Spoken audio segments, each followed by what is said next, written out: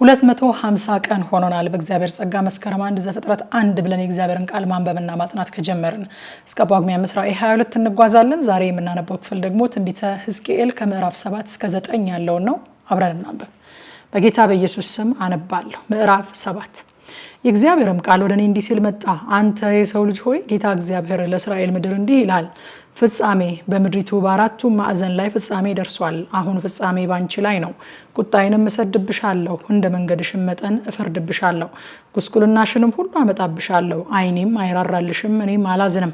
መንገድሽንም አመጣብሻለሁ፣ ርኩሰትሽም በመካከልሽ ይሆናል። እኔም እግዚአብሔር እንደሆንኩ ታውቃላችሁ። ጌታ እግዚአብሔር እንዲህ ይላል፣ ክፉ ነገር አንድ ክፉ ነገር እነሆ ይመጣል። ፍጻሜ መጥቷል፣ ፍጻሜ መጥቷል። ነቅቶብሻል፣ እነሆ ደርሷል። በምድር የምትቀመጥ ሆይ ተራህ ደርሷል፣ ጊዜህ መጥቷል፣ ቀን ቀርቧል። የሽብር ቀን ነው እንጂ በተራራ ላይ ያለ እልልታ አይደለም። አሁን በቅርብ መዓቴን አፈስብሻለሁ፣ ቁጣዬንም እፈጽምብሻለሁ። እንደ መንገድሽም መጠን እፈርድብሻለሁ፣ ጉስቁልናሽንም ሁሉ አመጣብሻለሁ። ዓይኔም አይራራም፣ እኔም አላዝንም። እንደ መንገድሽም መጠን አመጣብሻለሁ። ርኩሰትሽም በመካከልሽ ይሆናል። እኔም እግዚአብሔር የምቅስፍ እንደሆንኩ ታውቃላችሁ። እነሆ ቀኑ መጥቷል፣ ተራህ ወጥቷል። ብትር አብቧል፣ ትዕቢትም አጀፍጅፏል። ግፍ ወደ ክፋት ብትር ተነስቷል። ከእነርሱና ከብዛታቸው ከሀብታቸው ምንም አይቀርም፣ የሚያለቅስላቸውም የለም። ጊዜው መጥቷል፣ ቀኑ ቀርቧል። መዓት በብዙዎች ሁሉ ላይ ነውና የሚገዛ ደስ አይበለው፣ የሚሸጥም አያልቅስ። የሚሸጥ ወደ ሸጠው ነገር አይመለስም። ሰው በነፍሱ ኃጢአት አይጸናም። መለከቱን ነፍተዋል፣ ሁሉንም አዘጋጅተዋል። ነገር ግን መዓቴ በብዙዎች ሁሉ ላይ ነውና ወደ ሰልፍ የሚሄድ የለም። ሰይፍ በውጪ ቸነፈርና ራብ በውስጥ አለ። በሜዳ ያለው በሰይፍ ይሞታል፣ በከተማም ያለው ቸነፈርና ራብ ይፈጁታል። ከእነርሱም የሚሸሹ ይድናሉ፣ በተራራም ላይ ይሆናሉ። እኔም በኃጢአታቸው ሁሉን እገድላለሁ። እጅ ሁሉ ትደክማለች፣ ጉልበትም ሁሉ እንደ ውሃ ትቀልጣለች። ማቅም ይለብሳሉ፣ ድንጋጤም ይሸፍናቸዋል። በፊትም ሁሉ ላይ እፍረት ይሆናል፣ ራሳቸው ሁሉ ይነጩታል። ብራቸውን በጎዳናዎቹ ላይ ይጥላሉ፣ ወርቃቸውም እንደ ጉድፍ ይሆናል። በእግዚአብሔር መዓት ቀን ብራቸውና ወርቃቸው ያድናቸው ዘንድ አይችልም። እርሱ የኃጢአታቸው እንቅፋት ሆኗል። ሰውነታቸውን አያጠግቡም፣ ሆዳቸውንም አይሞሉም። የክብሩንም ጌጥ ወደ ትዕቢት ለወጡ፣ የርኩሰታቸውን ምስሎች አደረጉበት። ስለዚህ እኔ በእነርሱ ዘንድ ርኩስ አድርጊያታለሁ፣ በባዕድም እጅ ለንጥቂያ፣ በምድርም ኃጢአተኞች እጅ ለብዝበዛ አሳልፌ እሰጣታለሁ። እነርሱም ያረክሷታል። ፊቴን ከእነርሱ ዘንድ መልሳለሁ፣ ምስጢሬንም ያረክሳሉ። ወንበዴዎችም ይገቡባታል፣ ያረክሷትማል። ምድር ደም ባመጣው በደል ከተማም በግፍ ተሞልታለችና ሰንሰለት ስራ። ከአሕዛብ ሁሉ ዘንድ ከሁሉ የሚከፉትን አመጣለሁ፣ ቤቶቻቸውንም ይወርሳሉ። የኃያላንም ትዕቢት አጠፋለሁ፣ መቅደሶቻቸውም ይረክሳሉ። ጥፋት መጥቷል፣ ሰላምም ይሻሉ፣ እርሱም አይገኝም። ድንጋጤ በድንጋጤ ላይ ይመጣል፣ ወሬም ወሬውን ይከተላል። ከነቢዩ ዘንድ ራእይን ይሻሉ፣ ከካህኑም ዘንድ ትምህርት፣ ከሽማግሌዎችም ዘንድ ምክር ይጠፋል። ንጉሱም ያለቅሳል፣ አለቃም ውርደትን ይለብሳል። የምድርም ሕዝብ እጅ ትንቀጠቀጣለች። እንደ መንገዳቸውም መጠን አደርግባቸዋለሁ፣ በፍርዳቸውም መጠን እፈርድባቸዋለሁ። እኔም እግዚአብሔር እንደሆንኩ ያውቃሉ። ምዕራፍ 8 በስድስተኛውም ዓመት በስድስተኛውም ወር ከወሩም በአምስተኛው ቀን በቤቴ ተቀምጬ ሳለሁ የይሁዳ ሽማግሌዎች በፊቴ ተቀምጠው ሳሉ በዚያ የጌታ የእግዚአብሔር እጅ በላይ ወደቀች። እኔም አየሁ፣ እነሆም እንደ እሳት የሚመስል አምሳያ ነበረ። ከወገቡም ምሳሌ ወደ ታች እሳት ነበረ። ከወገቡም ወደ ላይ እንደ ጸዳል ምሳሌ፣ እንደሚብለጨለጭም የወርቅ ምሳሌ ነበረ። እጅ መሳይንም ዘረጋ፣ በራስ ጠጉሬም ያዘኝ። መንፈስም በምድርና በሰማይ መካከል አነሳኝ። በእግዚአብሔርም ራእይ ወደ ኢየሩሳሌም ወደ ሰሜን ወደሚመለከተው ወደ ውስጠኛው አደባባይ በር መግቢያ አመጣኝ። በዚያም ቅንዓትን የሚያነሳሳ የቅንዓት ጣዖት ተተክሎ ነበረ። እነሆም በቆላው እንዳየሁት ራእይ የእስራኤል አምላክ ክብር በዚያ ነበረ። እርሱም የሰው ልጅ ሆይ ዓይንህን ወደ ሰሜን መንገድ አንሳ አለኝ። እኔም ዓይኔንም ወደ ሰሜን መንገድ አነሳሁ። እነሆም በመሰዊያው በር በሰሜን በኩል በመግቢያው ይህ የቅንዓት ጣዖት ነበረ። እርሱም የሰው ልጅ ሆይ የሚያደርጉትን ከመቅደሴ ያረቁኝ ዘንድ የእስራኤል ቤት በዚህ የሚያደርጉትን ታላቁን ርኩሰት ታያለህን? ደግሞም ተመልሰ ከዚህ የበለጠ ታላቅ ርኩሰት ታያለህ አለኝ።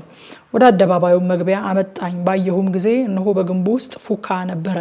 እርሱም የሰው ልጅ ሆይ ግንቡን ንደለው አለኝ። ግንቡን በነደልኩበት ጊዜ መዝጊያ አገኘው። እርሱም ግባ፣ በዚህም የሚያደርጉትን ክፉን ርኩሰት እይ አለኝ። እኔም ገባሁና እነሆ በግንቡ ዙሪያ ላይ የተንቀሳቃሾችና የርኩሳን አራዊት ምሳሌ እስራኤልን ቤት ጣዖታት ሁሉ ተስለው አየው። በፊታቸውም በእስራኤል ቤት ሽማግሌዎች 70 ሰዎች ቆሞ ነበረ። በመካከላቸው የሳፋን ልጅ የአዛንያ ቆሞ ነበረ። ሰውም ሁሉ እያንዳንዱ በእጁ ጥናውን ይዞ ነበረ።